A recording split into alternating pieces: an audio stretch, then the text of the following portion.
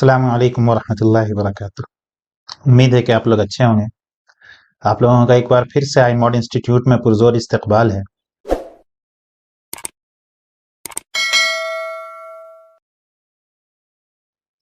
हम लोग अरबी के लेक्चर यहाँ पे अटेंड कर रहे हैं।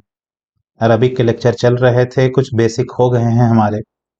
मैंने आपको शुरू में बताया था कि अरबी को सीखने के लिए, जानने के लिए और सिलेबस के हिसाब से पढ़ने के लिए हमें दो चीज़ पर फोकस करना है। एक तो ग्रामर था, इसका कुछ पार्ट्स हमने अभी तक पढ़ लिया है, और दूसरी चीज़ थी ट्रांसलेशंस, यानी कि अरबिक में सेंटेंस कैसे बनाना है, नहीं बनाना है, वो सीखना है। अभी तक हम लोग 3-4 लेक्चर से अरबिक ग्रामर जो कि सिलेबस के अकॉर्डिंग था वो हम लोग पढ़ रहे थे।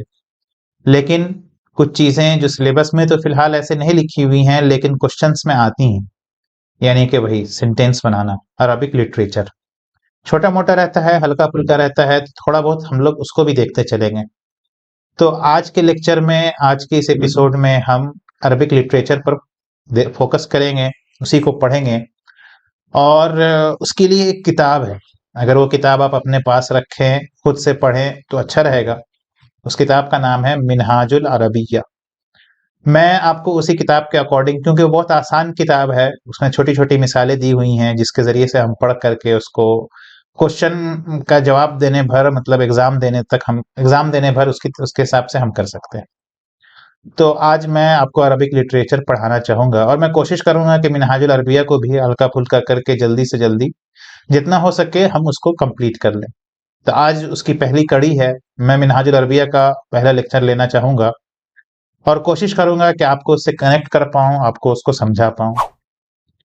देखें, हम लोगों ने अभी तक ग्रामर में जो चीज़ें पढ़ी हैं वो बहुत थोड़ी-सी है, बेसिक है, और उसमें हल्का-सा हमको सिर्फ ध्यान रखना है कि हमने क्या-क्या पढ़ा है। एक मर्तबा मैं क्विक रिवाइज़ कर देता हूँ कि लफ्ज़ की 2 किस्में, लफ्ज़ जो है जिसको इंसान बोलता है उसकी 2 किस्में हैं, मौज़ू और मुहमल। मौज़ू कहते हैं मीनिंगफुल वर्ड को, और मुहमल कहते हैं नन मीनिंगलेस वर्ड को, ठीक है।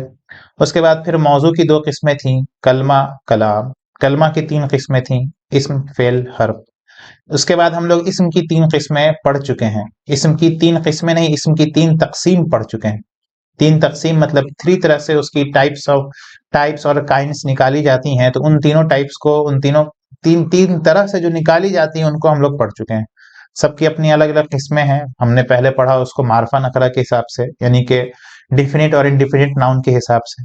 दूसरी तक़सीम थी मुज़क्कर मुअन्नस के हिसाब से, मतलब मेल फीमेल के हिसाब से अकॉर्डिंग।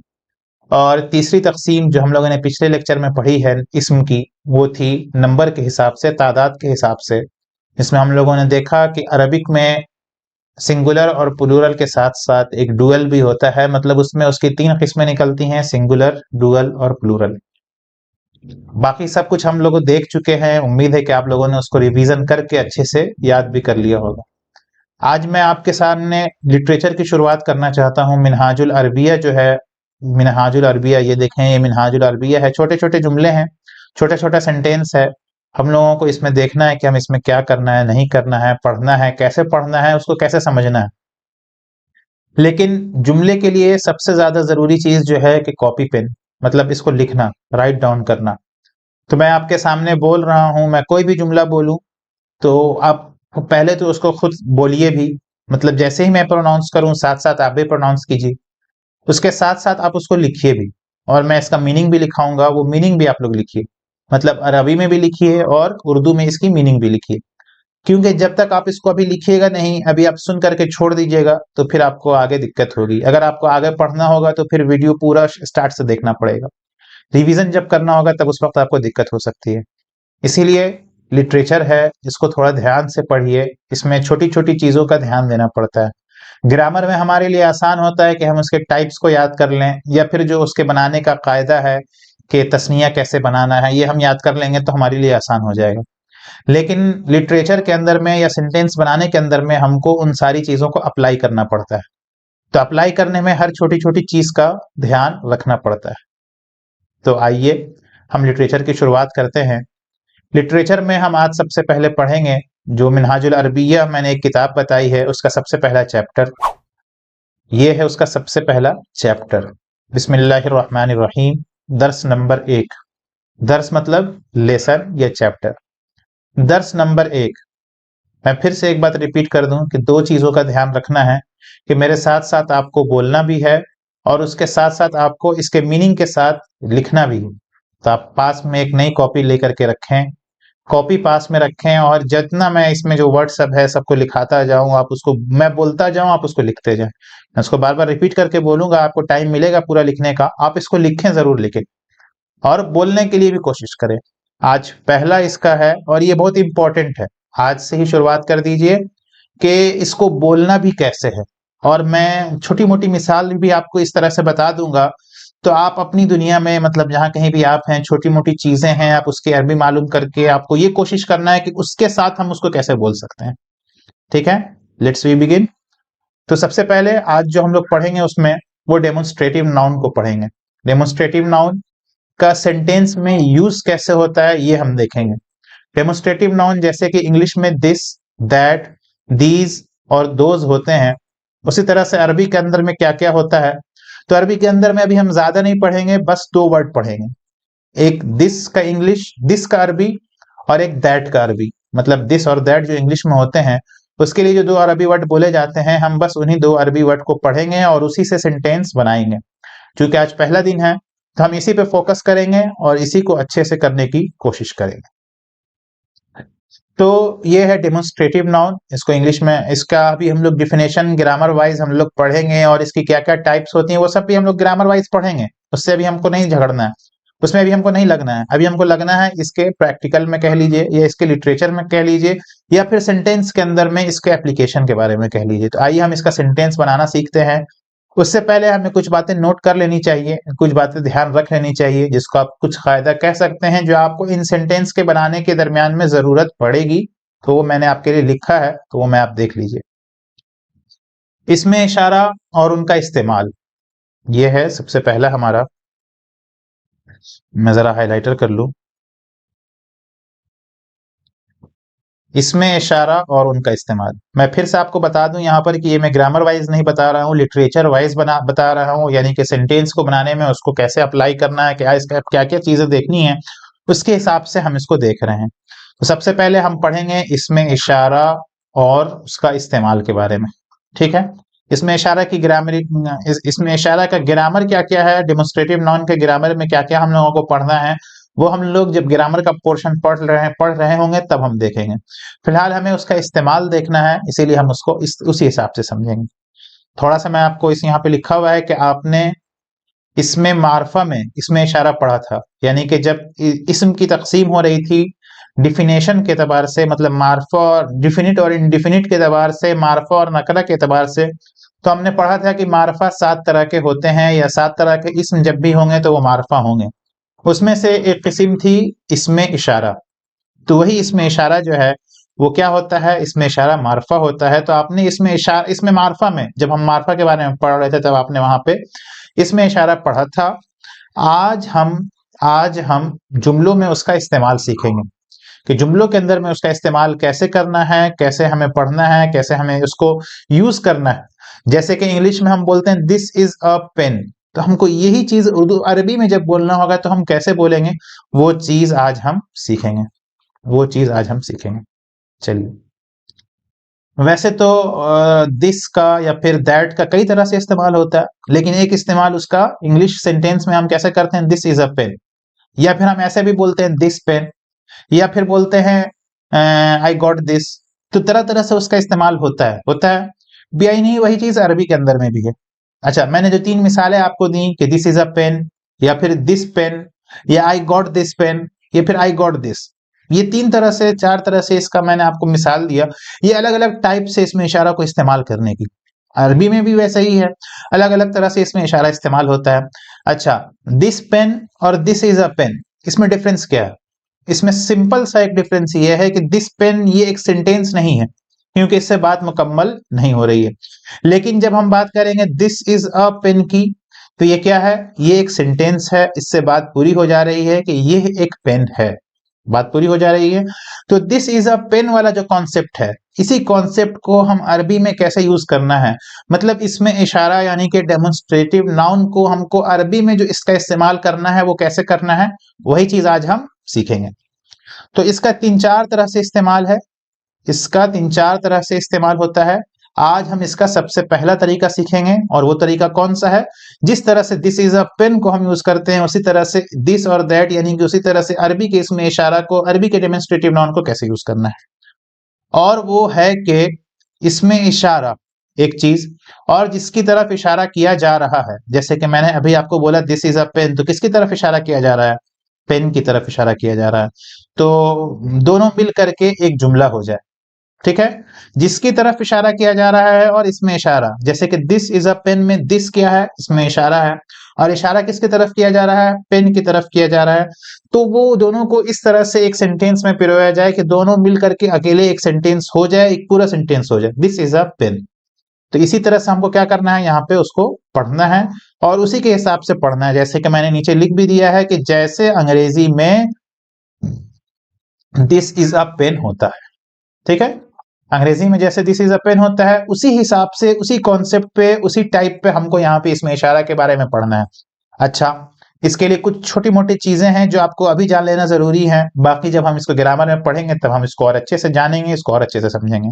तो इसके लिए कुछ चीजें जान लेना और उनको याद रखना जरूरी है।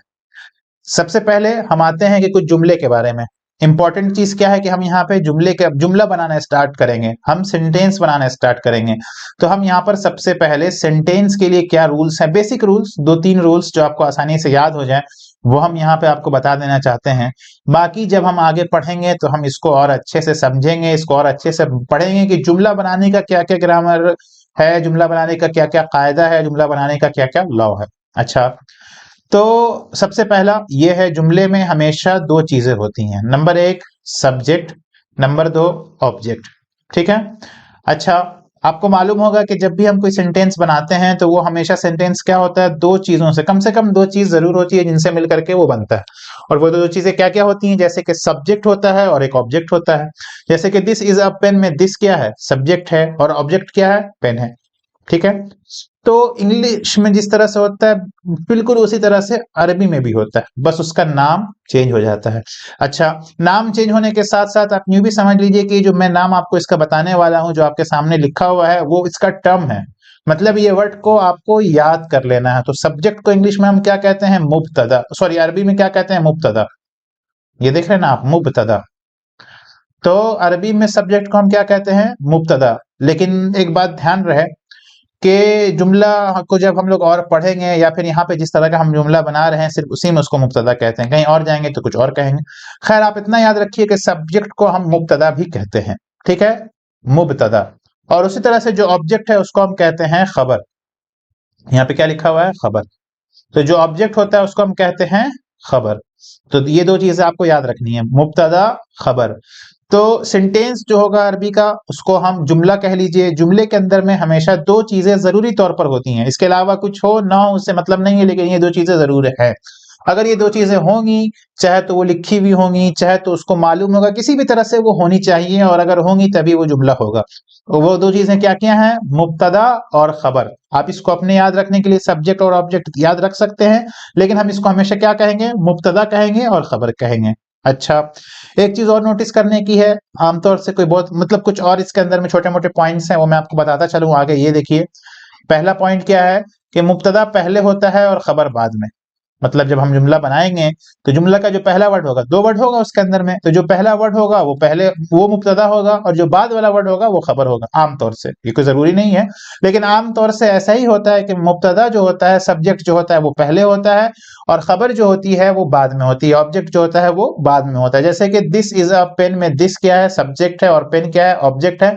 दिस पहले है, पेन बाद में। तो बस उसी तरह से अरबी के अंदर में भी होता है। अच्छा, एक चीज और नोटिस करने की है कि ये जो मुब्तदा होता है, ये दूसरा पॉइंट पे मैं चल रहा हूं, कि मुब्तदा हमेशा मारफा होता है। मारफा यानी कि इंडिफिनिट, आपने डिफिनिट इंडिफिनिट आपने पढ़ लिया है। तो मुब्तदा जो भी होगा वो क्या होगा, हमेशा मारफा होगा। और खबर क्या होती है बेचारी, खबर अक्सर नकरा होती है, वो कभी कभी मारफा भी होती है लेकिन नकरा भी होती है। लेकिन मुब्तदा जो होगा वो हमेशा हमेशा क्या होगा, मारफा ही होगा। अगर मुब्तदा मारफा नहीं तो वो जुमला बन ही नहीं सकता। तो मुब्तदा क्या होगा, हाँ ठीक है कुछ एक्सेप्शंस होते हैं, लेकिन मुब्तदा हमेशा क्या होता है, वो मार्फा होता है, और खबर क्या होती है, वो नकरा होती है। आप इतनी बात याद रख लीजिए। अच्छा, एक चीज और है, जैसे कि हम इंग्लिश में देख रहे हैं दिस इज अ पेन। अच्छा, तो इसमें क्या है, दिस तो सब्जेक्ट हो गया, अ पेन जो है वो तो ऑब्जेक्ट हो गया, ये इज भी एक चीज आ गई, या उसी तरह से कहीं पे एम आता है, कहीं पे आर आता है। ये सब क्या है, इसको हम हेल्पिंग वर्ब कहते हैं इंग्लिश में। उर्दू में या अरबी में इसको हम हरफ राब्ता कहते हैं। लेकिन अरबी में जब हम इस तरह का सेंटेंस बनाते हैं this is a pen type का, तो उसके अंदर में कभी भी हरफ राब्ता या फिर वही हेल्पिंग वर्ब जो है वो नहीं आता है। इसीलिए हमको उसके बारे में सोचना ही नहीं है। जब भी हमको सेंटेंस बनाना है तो हम दो वर्ड उठाएंगे, एक को मुब्तदा बनाएंगे और वो मार्फा करेंगे उसको, और दूसरे वर्ड को ऑब्जेक्ट को जो होगा उसको खबर बनाएंगे और उसको नकरा कर देंगे। सिंपल है, इसमें कुछ दिमाग लगाने की जरूरत नहीं है।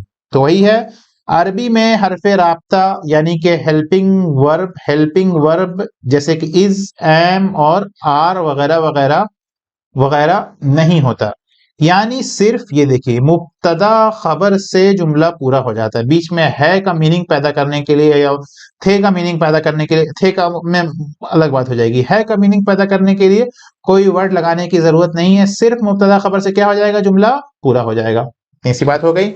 इसमें इशारा में दो चीजें होती हैं, मतलब एक जिसके जरिए से इशारा किया जा रहा है, जिसके जैसे कि English this is a pen में दिस, और एक वो जिसकी तरफ इशारा किया जा रहा है जैसे कि पेन। ठीक है, तो अब दोनों का टर्म क्या क्या है, तो वही बात मैं आगे आपको अगले सेंटेंस में बता दे रहा हूं कि जिस लफ्ज से इशारा किया जा रहा है उसे इसमें इशारा कहते हैं। ठीक है, ये बात आपने पहले भी सुन ली है, इसके लिए कोई नई बात नहीं है। और जिसकी तरफ इशारा किया जा रहा हो, जिस वर्ड की तरफ इशारा किया जा रहा हो, जैसे कि दिस इज अ पेन में पेन की तरफ इशारा किया जा रहा है, तो पेन को हम क्या कहेंगे, मुशारुन इलैह। क्या कहेंगे, सब लोग बोलिए मेरे साथ, मुशारुन इलैह। ठीक है, तो हम पेन को क्या कहेंगे यहाँ पे, कि पेन क्या है इस सेंटेंस में, मुशारुन इलैह है। यानी कि हर वो चीज जिसकी तरफ इशारा करके बोला जा रहा है, जिसके लिए दिस या दैट का यूज किया जा रहा है, उसको हम क्या कहेंगे, मुशारुन इलैह। सब लोग बोलिए, मुशारुन इलैह। जी हाँ, बहुत अच्छा। अब हम लोग चलते हैं किताब की तरफ, किताब को खोलते हैं, उसमें जो छोटे छोटे वर्ड्स हैं हम उस पर नोटिस करते हैं कि वो वर्ड्स क्या हैं, और हम उसको, इसके बाद हम चलते हैं किताब की तरफ, और किताब को हम लोग पढ़ेंगे। और आप लोग में भी, आप लोगों से उम्मीद है कि कॉपी आप लोगों ने नई ले ली होगी, नहीं भी ली है तो अभी आप उसको कहीं पे भी लिखिए, और उसको एक नई कॉपी लेकर के चैप्टर 1 मिनहाजुल अरबिया का डाल करके आप इसको नोट डाउन कीजिएगा। चलिए, सबसे पहले है हाजा जमलुन, पढ़िए इसको, हाजा, हाजा जमलुन। क्या है, जमलुन। सब लोगों ने पढ़ा, हाजा जमलुन। हाजा माने ये, हाजा कहीं पे भी हो, हाजा का इंग्लिश मीनिंग आप लिख लीजिए दिस। एक मिनट, तो हाजा का कहीं पे भी हो उसका मीनिंग होगा दिस, और जालिका का मीनिंग होगा दैट।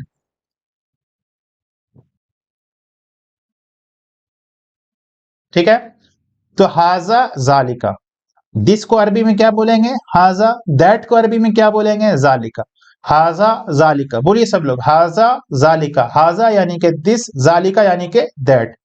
अब आगे है जमालुन, ये देखिए यहां पे है जमालुन।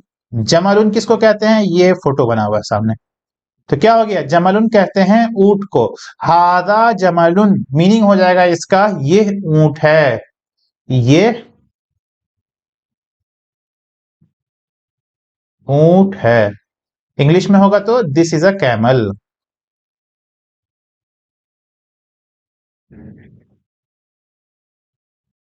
ये हो गया हाजा जमालुन का माना। आप इंग्लिश में लिखिए या उर्दू में लिखिए, लेकिन आप उर्दू में लिखिएगा तो आपके लिए ज्यादा अच्छा रहेगा, आपकी प्रैक्टिस होगी। तो हाजा जमालुन, इसमें देखिए ये एक पूरा सेंटेंस हो गया, ये ऊंट है, दिस इज अ कैमल, ये एक पूरा सेंटेंस हो गया। अब आपको ये बताना है कि इसमें मुब्तदा भी होगा, खबर भी होगी। तो मुब्तदा कौन है, तो जी हम पहले कौन होता है, पहले मुब्तदा होता है, तो ये हाजा क्या है, मुब्तदा है। और ये बाद में कौन होता है, बाद में खबर होती है, इसीलिए जमालुन क्या हो जाएगा, खबर हो जाएगा। उसी तरह से मुब्तदा क्या होता है, हमेशा मारफा होता है। तो हाजा देखिए मारफा है कि नकरा, जल्दी बताइए आप लोग। अरे भाई, हाजा इसमें इशारा है, और आपने पढ़ लिया कि इसमें इशारा क्या होता है, मारफा होता है, तो हाजा क्या हो जाएगा। जी हाँ, बिल्कुल सही, हाजा मारफा है। और जमालुन ये नकरा है कि मारफा है, आप बताइए। मैंने आपको बताया था कि अलिफ लाम होना चाहिए तभी वो नाउन क्या होगा, मारफा होगा। लेकिन जब उसके ऊपर अलिफ लाम नहीं है तो लास्ट में क्या होता है, दो पेश या दो जेर या दो जबर जिसको हम तनवीन कहते हैं वो आ जाता है। यहाँ पे अलिफ लाम नहीं है और दो पेश दो जबर दो जेर है, तो मतलब क्या हो गया, ये जमलुन क्या है, इनडिफिनिट है, यानी कि नकरा है, तो ये जमलुन क्या हो गया, नकरा हो गया। तो हाजा जमलुन, ये ऊंट है, ये एक पूरा सेंटेंस हो गया जिसमें से हाजा पहले है जमलुन बाद में है। हाजा मुब्तदा है और जमलुन खबर है। हाजा मुब्तदा जो है वो मारफा है और जमलुन खबर जो है वो नकरा है। ठीक है। अच्छा, उसके बाद एक बात और देख लीजिए कि इसमें इशारा और मुशारुन इलैह कौन है, तो हाजा इसमें इशारा है और मुशारुन इलैह है, जी हाँ, जमलुन मुशारुन इलैह है। ये हुआ एक सेंटेंस, आपने इसको लिख लिया, हाजा जमलुन एक लाइन में लिखिए, उसके सामने लिखिए ये ऊंट है। ठीक है। उसी तरह से अच्छा, हम दूसरी मिसाल पे चलते हैं, जालिका। जालिका का मीनिंग क्या होता है, दैट, यानी कि उर्दू में क्या बोलेंगे इसको, वह, उर्दू में बोलेंगे वो। तो जालिका माने वो। कल्बुन का मीनिंग क्या होता है, कल्बुन ये देखिए सामने बना हुआ है, क्या बना हुआ है, डॉग बना हुआ है, कुत्ता बना हुआ है। तो कहेंगे जालिका कल्बुन, क्या मीनिंग हो गया, जल्दी से बोलिए, वो कुत्ता है। अच्छा, एक चीज और, एक चीज ये कि जमलुन के बारे में या फिर जब हम नकरा पढ़ रहे थे तब हमने बताया था कि नकरा की मीनिंग क्या करते हैं। जैसे कि यहाँ पे जमलुन ऊंट, इसका मीनिंग क्या करेंगे, एक ऊंट या कोई ऊंट, एक ऊंट या कोई ऊंट। यहाँ पे इसका तर्जुमा होगा ये एक ऊंट है, यहाँ पे मैं लिख देता हूं आपको आसानी के लिए, ये एक ऊंट है। तो जमलुन का मीनिंग क्या होगा, एक ऊंट। उसी तरह से कल्बुन का मीनिंग क्या होगा, जालिका कल्बुन, एक कुत्ता, जालिका वो एक कुत्ता है। ये लिख लीजिए, आप लोग उर्दू में भी इसको लिख लीजिए, बिल्कुल छोड़ना नहीं है, एकदम टाइम टू टाइम लिखते चलिए और आगे बढ़ते चलिए। वो एक कुत्ता है, इसको यहां मिला दीजिए,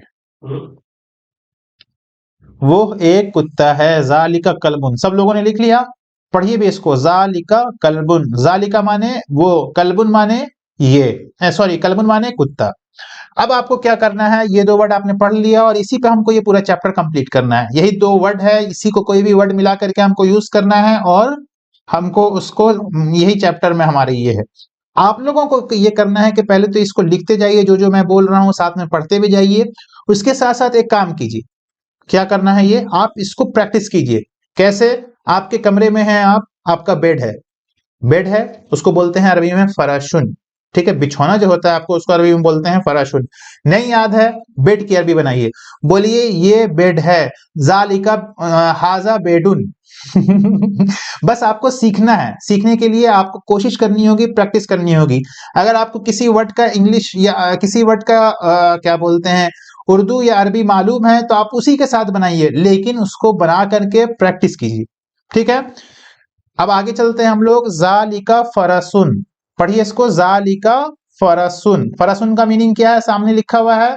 जालिका का मीनिंग क्या है, वो। फरसुन का मीनिंग क्या है, सामने बना हुआ है, घोड़ा। तो जी हाँ, जालिका मतलब वो, फरसुन मतलब घोड़ा, और एक वर्ड आ जाएगा एक घोड़ा। अब हम क्या बना देंगे, इसका पूरा तर्जुमा क्या हो जाएगा, जालिका फरसुन आप लोगों ने लिख लिया। अब आगे पढ़िए, वो एक घोड़ा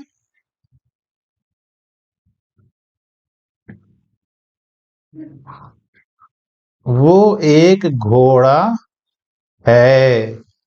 जालिका फरसुन, वो एक घोड़ा है।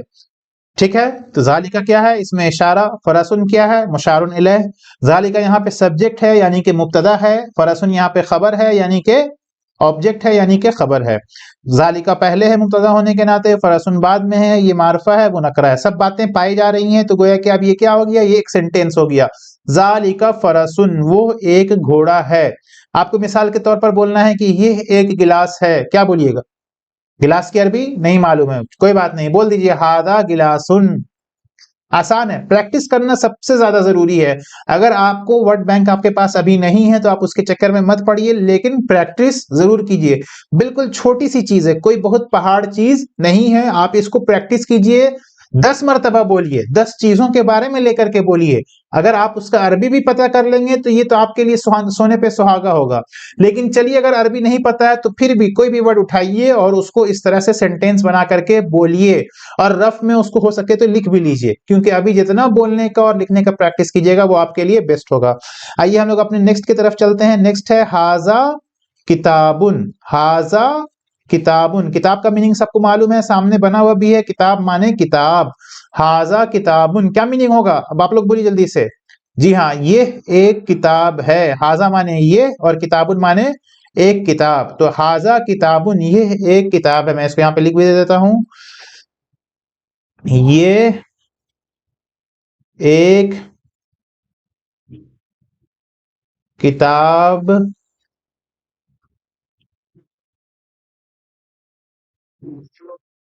ये एक किताब है। जालिक हाजा किताबुन, ये एक किताब है। ठीक है, सामने पिक्चर बना हुआ है, आपको कोई दिक्कत नहीं होनी चाहिए। इसमें कोई ऐसी चीज जो आपको नहीं समझ में आया, बिल्कुल नहीं, बहुत आसान है। आपको बस इसी तरह से जो मीनिंग आपको मालूम है वो भी, जो नहीं मालूम है वो भी, आपको इसको पढ़ना है और बोलना है और अप्लाई करना है अपने एप्लीकेशंस में। चलिए हम लोग नेक्स्ट स्लाइड पे चलते हैं और जल्दी से इसको कंप्लीट करते हैं। इसका थोड़ा सा और एक्सरसाइज है, प्रैक्टिस है, उसको हम लोग पढ़ लेते हैं। जैसे कि ये लिखा है हाजा जमलुन, इसका मीनिंग बताइए सब लोग एक साथ जल्दी से जोर से। ये एक ऊंट है, इसमें चेंजेस नहीं होना चाहिए। ये जमल, हाजा माने ये, जमलुन माने एक ऊंट, और है लगेगा यहाँ पे, तो इसीलिए ये एक ऊंट है। यहाँ पे साफ साफ हो जाना चाहिए कि ये एक ऊंट है। ठीक है, उसी तरह से यहाँ पे है जालिका फरसुन। जालिका फरसुन, जालिका फरसुन, ये पीछे भी आ चुका है। फरस माने, फरसुन माने घोड़ा। अब फरश मैंने बता दिया था बिस्तर, तो आप इसको बिस्तर नहीं कह दीजिएगा, फरसुन। जालिका फरसुन, फरसुन माने घोड़ा। जालिका फरसुन, जालिका माने वो। अब फरसुन का माना एक घोड़ा, एक घोड़ा। और एक चीज हमको क्या ऐड कर देनी है हरफ राब्ता इसमें होता नहीं है, लेकिन इसका मीनिंग हम करते हैं। तो जालिका फरसुन, वो एक घोड़ा है। सब लोग, आप लोग लिख रहे हैं कि नहीं? सब लोग लिखते चलिए, बिल्कुल रुकिए मत। ठीक है, हाजा जमालुन, ये एक ऊंट है। जालिका फरसुन, वो एक घोड़ा है। अब नेक्स्ट पे आते हैं, हाजा कल्बुन। हाजा कल्बुन, हाजा माने क्या होता है, जल्दी बोलिए। हाजा माने ये, कल्बुन माने क्या होता है, कल्बुन माने कुत्ता या एक कुत्ता। तो हम लिखेंगे एक कुत्ता है। ठीक है, ये एक कुत्ता है। हाजा कल्बुन, ये एक कुत्ता है। इजी है, कोई दिक्कत नहीं है। उसी तरह से जालिका जमलुन का मीनिंग अब आप लोग बताइए। ये रहा जालिका जमलुन, क्या पढ़िएगा, इसको पढ़िए जल्दी से। जालिका जमलुन, अब इसका मीनिंग क्या हो जाएगा? इसका मीनिंग, जालिका मतलब वो, जमलुन मतलब एक, जमल मतलब ऊंट, वो एक ऊंट है। ठीक है, जालिका जमलुन, वो एक ऊंट है। उसी तरह से नेक्स्ट पे चलते हैं, जालिका फरसुन। फरसुन मतलब पहले आ चुका है, जालिका फरस, जालिका मतलब वो, फरसुन मतलब घोड़ा। तो अब इसका मीनिंग क्या हो जाएगा? इसका मीनिंग होगा वो एक घोड़ा है। लिखने की प्रैक्टिस आप लोग खूब कीजिए, ज्यादा से ज्यादा प्रैक्टिस कीजिए, जल्दी से जल्दी लिखने की ट्राई कीजिए। जब तक आप लिखने की प्रैक्टिस नहीं कीजिएगा तो फिर एग्जाम में आपकी राइटिंग अच्छी नहीं बनेगी। आप सही भी लिखेगा तो एग्जामिनी उसको समझ नहीं पाएगा। इसीलिए जरूरी है कि आप लिखने की प्रैक्टिस कीजिए। जो किताबें हैं, जिस जैसा लिखा जाता है, जैसा लिखा हुआ है वैसा लिखने की कोशिश कीजिए, ताकि सामने वाले को आसानी से समझ में आ जाए। तो जालिका फरसुन, वो एक घोड़ा है। उसी तरह से है हाजा कल्बुन। हाजा कल्बुन, इसका मीनिंग आप लोग बताइए, मैं क्यों बता रहा हूं, अब तक आप लोग को समझ में आ जाना चाहिए। कल्बुन माने क्या था? एक कुत्ता। हाजा माने ये, तो अब लिख दीजिए, ये एक कुत्ता है। ये एक कुत्ता है। ठीक है, हाजा किताबुन का मीनिंग आप लोग, सब लोग नोट डाउन कर रहे हैं ना? इसको नोट डाउन जरूर कीजिएगा। ये एक कुत्ता है। हाजा किताबुन, हाजा किताबुन का मीनिंग जल्दी बताइए। हाजा किताबुन, हाजा किताबुन, हाजा माने ये, हाजा माने ये, किताबुन माने एक किताब। इसको ऐसे लिख दीजिए, एक किताब, और ऐड कर देना है क्या हमको, है, ये एक किताब है। ठीक है। जालिका अरबियुन, जालिका मतलब वो, अरबियुन मतलब अरबी, अरबी लैंग्वेज। ठीक है। अरबी लैंग्वेज भी हो सकता है इसका मीनिंग, और जो अरब का रहने वाला इंसान होगा उसको अरबियुन, जैसे हम इंडिया के रहने वाले को इंडियन बोलते हैं, वैसे अरब के रहने वाले को अरबी बोलते हैं। तो जालिका अरबियुन, वो एक अरबी मर्द है या अरबी इंसान है, अरब का रहने वाला है। या फिर इसका मीनिंग हम कर सकते हैं कि जालिका अरबी, वो अरबिक लैंग्वेज है। ठीक है, कुछ भी कर सकते हैं। हम बस आपके लिए आसानी के लिए करेंगे कि वो अरबी है। ठीक है। वो एक अरब का रहने वाला है, वो एक अरबी है, या फिर वो एक अरबी है, मतलब वो अरबी जबान है, यहाँ पे एक नहीं लगाएंगे। तो जालिका अरबियुन का तर्जुमा हम करेंगे, वो अरबी है। जो हम पढ़ रहे हैं, जो लैंग्वेज हम पढ़ रहे हैं, वो क्या है, वो अरबी है, वो अरबी है। ठीक है। आसानी से समझ में आ गया सबको।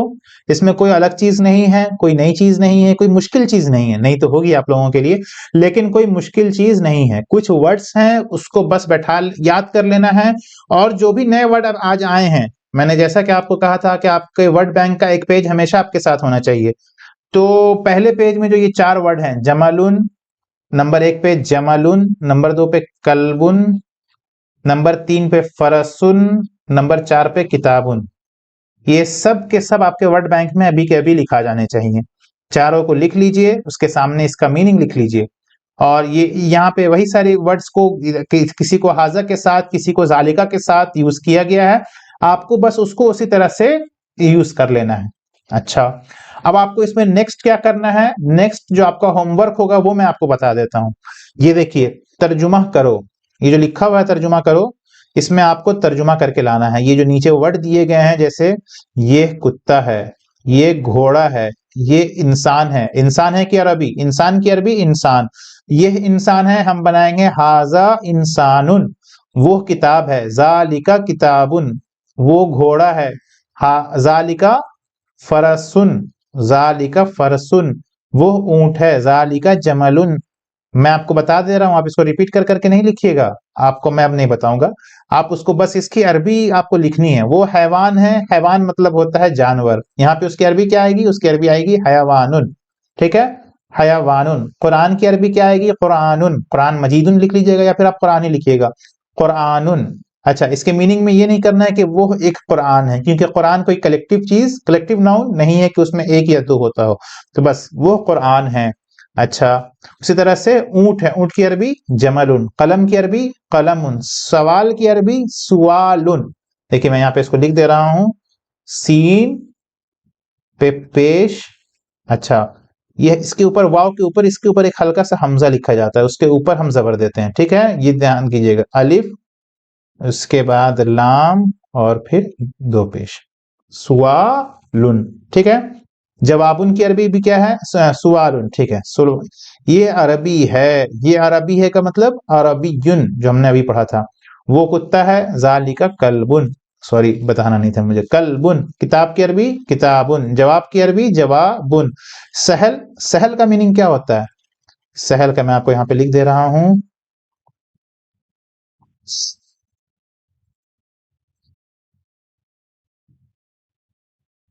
सीन हालाम दो पेश, सहलुन। सहलुन मतलब आसान। आज जो हम लोगों ने सबक पढ़ा, ये मुश्किल था जी, नहीं ये आसान था। तो वही कह रहे हैं, वो सहल है, वो आसान है, ये सीन है,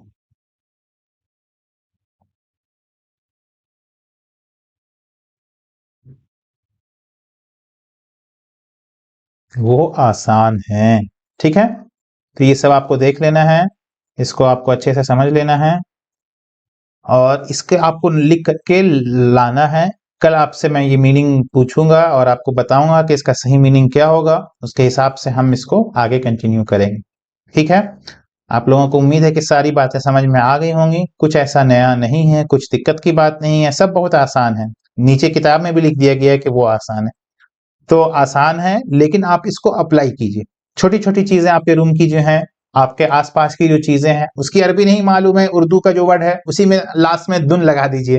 जैसे हम अरबी आते नहीं है किसी किसी वर्ड को, या हबीबी करके, तो बस उसको भी अरबिया देना। हादा गिलासुन, जालिका बेडुन, इस तरह से आपको अप्लाई करना है आसपास में, आसपास की चीजों पे, ताकि इसका कॉन्सेप्ट आपके नजर में क्लियर हो जाए। अच्छा, और कुछ चीजें याद करने की भी हैं जो हमने स्टार्ट में पढ़ा था कि इसमें कुछ कुछ होता है, जैसे कि जुमला के बारे में हमको याद रखना है कि जुमला में जो दो चीजें होती हैं, ऑब्जेक्ट और सब्जेक्ट, सब्जेक्ट और ऑब्जेक्ट। सब्जेक्ट को हम कहते हैं मुब्तदा, ऑब्जेक्ट को हम कहते हैं खबर। और उसी तरह से सब्जेक्ट जो होता है वो पहले होता है, ऑब्जेक्ट बाद में होता है। सब्जेक्ट हमेशा मार्फा होता है, ऑब्जेक्ट हमेशा नकरा होती है। ये सब जो छोटी छोटी चीजें हैं, वैसे आगे ग्रामर वाइज भी हम इसको पढ़ेंगे तो हमको और अच्छे से डिक्लेयर होगा और अच्छे से क्लियर होगा। लेकिन अभी मोटा मोटी ये चीजें जो है वो आपको याद कर लेनी है, जो आपको आगे के कुछ चैप्टर्स में इसकी जरूरत पड़ेगी। उसके बाद आगे है नया वर्ड सब है, इसलिए मैं उसको छोड़ दे रहा हूँ। उसमें 2 वर्ड और नए आ रहे हैं, उसके बारे में मैं आपको और अच्छे से पहले डिस्क्राइब कर दूंगा, उसके बाद मैं उसको पढ़ाऊंगा। तो आज के लिए इतना ही। बस आप लोगों से इतनी ख्वाहिश है, इतनी दरखास्त है कि आप इसको लिखिए भी और बोलिए भी। जितना लिखिएगा और जितना आसपास की चीजों पर अप्लाई कीजिएगा, उतना आपके लिए आसानी होगी। आज के लिए इतना ही। अस्सलाम वालेकुम वरहमतुल्लाह।